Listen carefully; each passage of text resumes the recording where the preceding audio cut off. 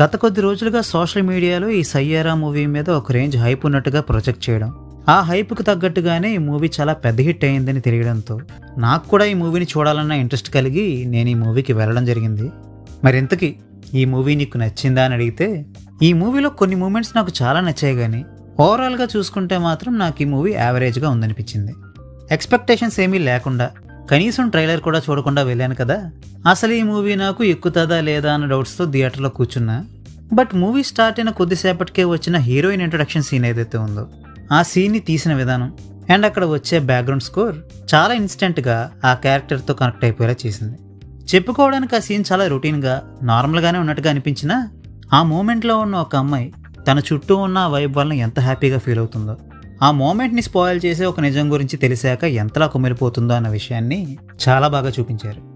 అయితే ఆ తర్వాత హీరో ఇంట్రడక్షన్ సీన్ కానీ, హీరో హీరోయిన్కి మధ్య పరిచయం ఏర్పడే సీన్స్ కానీ ఒక టిపికల్ బాలీవుడ్ లవ్ స్టోరీ జోన్లోకి పోవడం వలన ఫస్ట్ సీన్లో ఏర్పడిన ఇన్స్టెంట్ కనెక్షన్ చాలా తొందరగానే కట్ అయిపోతుంది.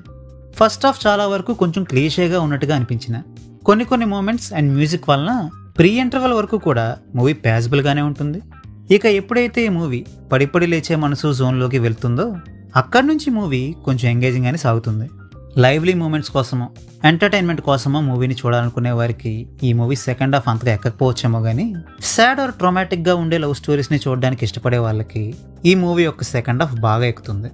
ఆఫ్ కోర్స్ సెకండ్ హాఫ్లో కూడా కొన్ని సీన్స్ టిపికల్ బాలీవుడ్ క్లీషే మాదిరిగానే ఉంటాయి అండ్ ఫస్ట్ నుండి కూడా ఈ మూవీ మనకి చాలా విషయాల్లో ఇల్లాజికల్గా అనిపిస్తుంది. బట్ వన్స్ మనం ఆ డ్రాబ్యాక్స్ని ఇగ్నోర్ చేసి ఈ మూవీని చూడగలిగితే మాత్రం ఈ మూవీ అయ్యేసరికి ఒక పాజిటివ్ ఇంప్రెషన్తోనే థియేటర్లోంచి బయటకు వస్తాం. ఇక టెక్నికల్ ఆస్పెక్ట్స్కి వస్తే, ఈ మూవీ కోసం కంపోజ్ చేసిన సాంగ్స్ అండ్ బీజిఎం ఈ మూవీలో అన్నిటికంటే మెయిన్ హైలైట్గా నిలిచింది. అండ్ ఆ మ్యూజిక్తో పాటు ఈ మూవీకి చేసిన సినిమాటోగ్రఫీ కూడా ఈ మూవీలో ఉన్న కొన్ని సాదా సీదా సీన్లని ఓ రేంజ్లో ఎలివేట్ చేయడానికి బాగా దోహదపడింది.